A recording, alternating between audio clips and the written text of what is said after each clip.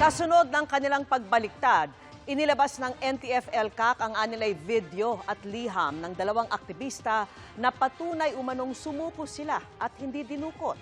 Yan po ang sanib puwersang tinutukan ni Sandra Aguinaldo at June Veneracion. Talagang may plan na kayo talaga na mag-surrender. Dagdag pa din kasi nabalitaan namin na wala na kami trabaho ng RHP sa lugar. Bahagi ito ng videong inilabas sa National Task Force to End Local Communist Armed Conflict o NTF-ELCAC. Na nirecord daw ng sumuko ang mga aktivistang sina Jonila Castro at Jed Tamano. Ang binanggit nilang RHB na tatrabaho umano sa kanila ay kalabang grupo umano ng New People's Army kung saan kasapi umano si Jonila. Nakailang taon ka doon? Halos 2 years po, pero kasi May mga sulat kamay na salaysay din na ayon sa militar ay kina Jonila at Jed. Kay Jonila raw ang pag-aming ito na 4 na taon na siya sa kilusan at may nabanggit pang hukbo. Hirap daw sila, gutom at takot dahil sa araw-araw na pagtatago. Kaya sumuko na sa gitna ng mga banta ng kaaway na grupo. Hango raw sa mga sulat kamay na yan ang kanilang sinumpaang salaysay na ginawa ng Public Attorney's Office. Nabasa niyo po yung mga salaysay niyo? Opo. Kusang loob niyo, sinasabi at walang nangilit sa inyo? Opo. Ay, ito ay puro katotohanan lang lamang po ito? Opo. Kapag nagsinungaling kayo ito ay pwede kayong makasuhan?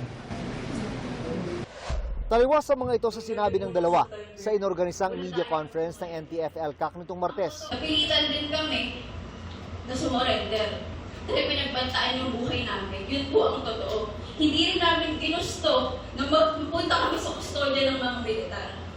Hindi rin totoo yun naman ang affidavit dahil ginawa yun, pinirmahan yun sa loob ng kampo ng militar. Sabi ng NTF-ELCAC, naroon din noon ang mga magulang ni Jed. Naroon din daw ang mga taga-Commission on Human Rights. We were betrayed, unfortunately, through a web of deceptions. Their parents were betrayed. We just have to learn, of course, from this experience. Sa kabila ng mga puna at batikos na ninindigan ng Philippine Army na ginawa lang nito ang dapat gawin, buo pa rin daw ang suporta at tiwala ng liderato sa mga sundalong humawak sa mga bumaliktad na aktivista.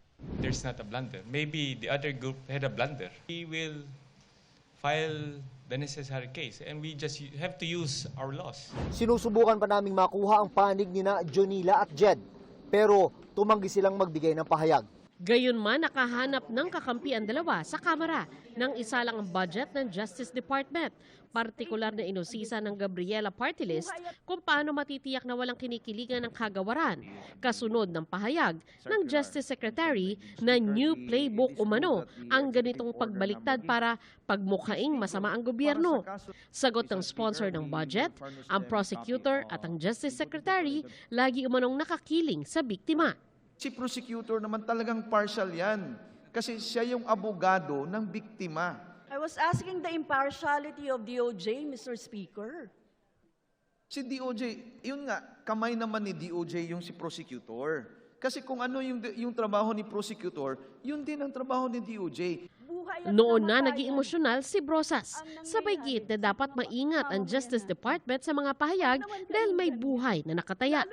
Mag-i-interpolate ako noon, Madam Speaker. Nandito ako, kailangan ko mag-interpolate ng time na yun. Pero kailangan kong pumunta doon kasi nung NTF-ELCAC na press con, ang sinasabi na ng mga bata, kami ay dinukot. Under custody pa rin kami ngayon ng military. Kung hindi sila maaalis doon, pabalik sila sa kampo. I move, Madam Speaker, to defer the budget. Majority Leader, Move to session suspend. suspended. Saglit na sinuspindi ang plenary debate pero itinuloy din kalaunan at nakalusot na ang proposed 2024 budget ng DOJ.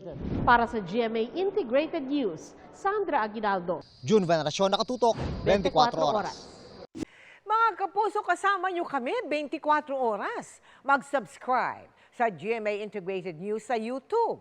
Sa mga kapuso abroad, bisitahin ang GMA Pinoy TV at www.gmanews.tv.